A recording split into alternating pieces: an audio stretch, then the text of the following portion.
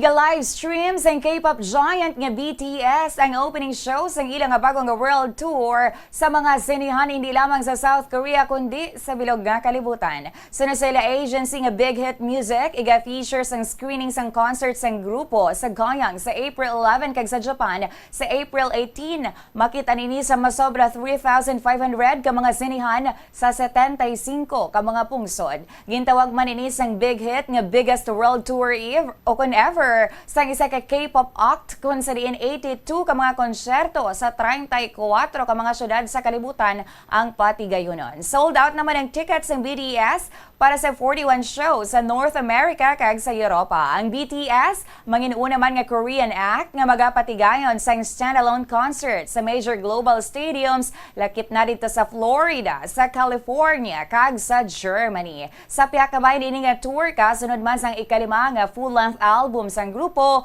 nga natala na nga ipagwa sa Marso 20.